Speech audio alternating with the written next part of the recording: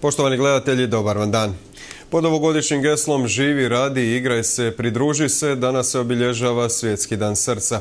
U organizaciji Županijskog zavoda za javno zdravstvo preventivnom akcijom na Brodskom korzu i Slavonski Brod se uključio obilježavanje. Građani su tako imali priliku izmjeriti razinu šećera u krvi, tlak, tjelesnu težinu i visinu, te u konačnici doznati svoj indeks tjelesne mase. Naime, kardiovaskularne bolesti i dalje su veliki javnozdravstveni problem, pa se zdravstvenim savjetima i dijeljenjem promotivnih materijala građane želi upozoriti i potaknuti na zdravi život. Današnji dan ima za cilj ukazati na rizične faktore, dakle rizični faktori kao što su povećana tjelesna težina, pušenje, smanjenje tjelesne aktivnosti, dijabetes, povećani kolesterol i nezdrava prehrana su zapravo razlozi zašto dolazi do tih kardiovaskularnih bolesti, naravno uz genetsko opterećenje. Mijenjanjem tih životnih navika, dakle prestankom pušenja, smanjenjem krvnog tlaka, smanjenjem unosa soli, uvođenjem u prehranu zdravih namirnica kao što je voće i povrće, reguliranjem šećera, smanjenjem kolesterola se može utjecati da broj tih bolesti bude manji, da broj smrti bude manji i da broj komplikacija bude manji. Različitim aktivnostima Policijska uprava Brodsko-posavska protekli je tjedan obilježila današnji dan policije i sveca zaštitnika Svetog Mihovila. Ove godine, nastavljajući tradiciju, program obilježavanja Dana policije po općinama, svečanost je održana u općini Garčin. Tako je nakon polaganja vijenaca i svete mise upriličena prezentacija policijske opreme, a pripadnici interventne postrojbe izveli su i pokazne vježbe. Na svečanosti u općinskoj dvorani dodijeljene su priznanja i zahvalnice građanima i policijskim službenicima, te odlikovanja po prijedlogu Udruge specijalne policije temeljem odluke predsjednika Republike Hrvatske. Načelnik Policijske uprave Ante Zovak kratko se osvrnuo i na stanje sigurnosti na području koje pokriva Policijska uprava, ocijenivši ga zadovoljavajući. Početak godine je kazivao da imamo porast broja kaznenih djela, krađa i teških krađa.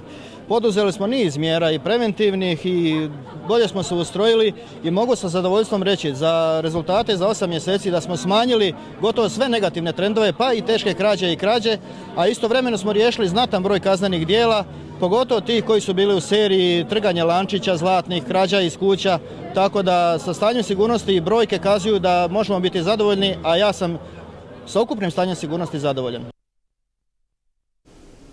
Kazališna družina Ivana Brlić-Mažuranić premijerno je odigrala novu predstavu Mačak u čizmama. Riječ je o poznatoj basni koju je za Slavonsko-brodsko dječje kazalište režirao Mario Kovač. Dramaturgiju potpisuje Brođanka Kristina Kegljen, a scenografiju i lutke izradila je Valentina Srnojević, koja ujedno tumači i glavnu ulogu. U predstavi još glume Ana Marija Vlajnić, Bruno Brinze i Darija Vlajnić. Tijekom ovoga tjedna predstava će biti izvedena u nekoliko termina za mališane i školarce Slavonskog Broda.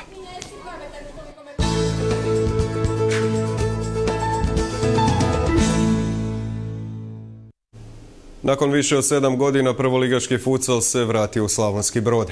Na svojoj prvoligaškoj premijeri Brod 035 nije mogao poželjeti boljeg protivnika od Nacionala iz Zagreba, koji je u prošloj sezoni bio vodeći nakon regularnog dijela prvenstva. Protiv takve ekipe Brođani su doživjeli poraz sa 4-3, te na kraju mogu žaliti za ukazanom prilikom. Gostima je u potpunosti pripalo prvo poluvrijeme, nakon kojega su imali vodstvo 3-0, koje je s 2 gola osigurao Novak i jednim Mukalović. U nastavku je bolji Brod 035 koji je preko Ereiza, Gačića i Petrovića uspio doći do gol zaostatka, ali do poravnanja i velikog boda se nije moglo. Mi smo s ovim rezultatom, sad na kraju moramo reći, prezadovoljni.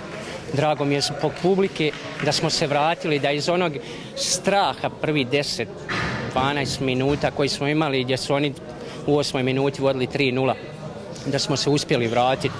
Možda malo i sretno, ali nema veze, borili smo se, nagradilo nas je. Na kraju smo u zadnjoj minuti čak imali i zadnji napada izjednačenje, međutim nismo uspjeli, ali šta reći, moramo biti prezadovoljni s ovom utakmicom.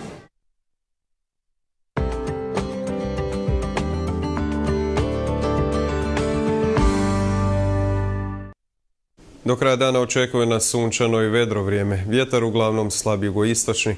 Najviša dnevna temperatura zraka između 19 i 24 Celzijeva stupnja. Pratili ste vijesti, hvala za pozornost, lijep pozdrav.